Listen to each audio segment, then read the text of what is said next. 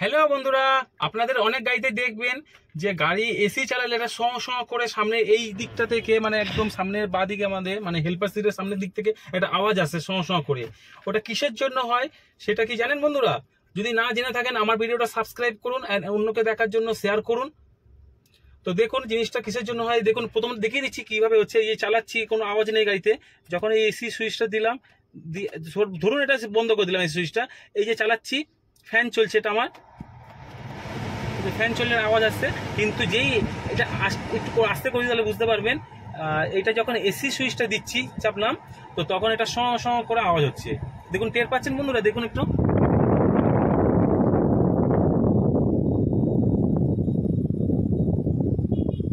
তো দেখলেন বন্ধুরা, এটা একটা আওয়াজ হচ্ছে।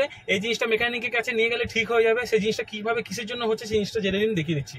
যখন এরকম ফসল করে আওয়াজ হবে তখন এসির ভাববেন গ্যাস শেষ হয়ে গেছে, এই গ্যাস ভরবেন। আর শুধু গ্যাস ভরলেও এটা যে আপনার যে ঠান্ডা হবে কুলিং হবে তা না, আপনার এই যে একটা অয়েল থাকে, এই অয়েলটাকেও পাল্ট দিতে হয়, এটাকে চেঞ্জ করে এই গ্যাসের সাথেও দিতে হবে অয়েলটা। তাহলে কি হবে, কুলিংটা আপনার ভালো হবে। অনেক সময় কি হয় যে এসি যে কম্প্রেসার থাকে, কম্প্রেসারটা খারাপ হয়ে যায় এই কুলিংটা না দেওয়ার ফলে। অয়েলটা, এটাকে কুলিং বলে এটা কম্প্রেসারে, কিন্তু এটা এসির অয়েল বলে। তো কম্প্রেসারের অয়েল, তো আপনি গ্যাসের সাথে এটা অয়েলটা অবশ্যই ভরবেন। না ভরলে আপনার ঠান্ডা হবে কিন্তু অতটা ভালো পাবেন না, রিয়া ঠান্ডা পাবেন। তো এর জন্য সবসময় এটাকে দেখে নেবেন, একটু ফলো করে নেবেন। অনেক মেকানিক এটা করতে চায় না, এটা আপনি সাজেস্ট দেবেন বা আপনি বলবেন করে দেবে। তো দেখুন আপনাদের আমাদের এই কাজটা এখানে হচ্ছে, দেখেছেন বন্ধুরা, এখান থেকে দু জায়গা দিকে পাবে। তো এরপরে আমাদের এসি চালালে খুব ঠান্ডা হবে। এসি যে আওয়াজটা হবে এটা ভরাবো, সেটা আপনাকে আমি দেখিয়ে দিচ্ছি।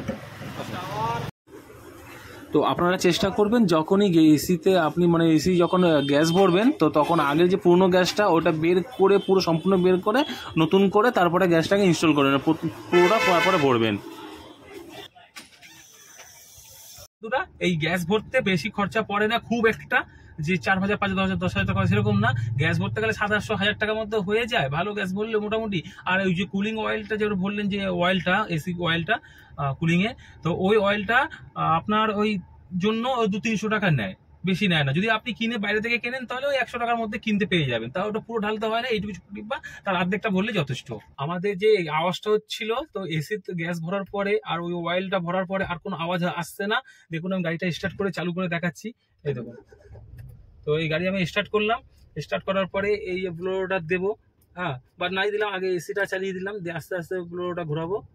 দেখুন এইখানে দেখুন আমাদের 2-এ দিলাম। এমনি আপনারা যখন চালাবেন 2-এই বেশিরভাগ এসি চালাবেন, 3-4-এ দেবেন না, গ্যাসও 33 শেষ হয় আর দরকারও নেই। 2-এই অনেক কুলিং হয়।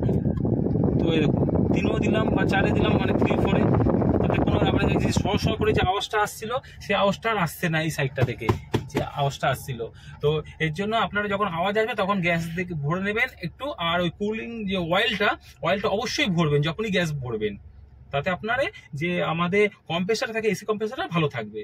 তো এই হচ্ছে ব্যাপার। তো আপনি তো জিনিসটা জেনে গেলেন, এবার আপনাদের মতো অন্য কাউকে জানাতে গেলে আমার ভিডিওটা শেয়ার করুন। এরকম টিপস জানার জন্য আমার চ্যানেলটা সাবস্ক্রাইব করুন। বাই বন্ধুরা, তো ভালো থাকবেন বন্ধুরা।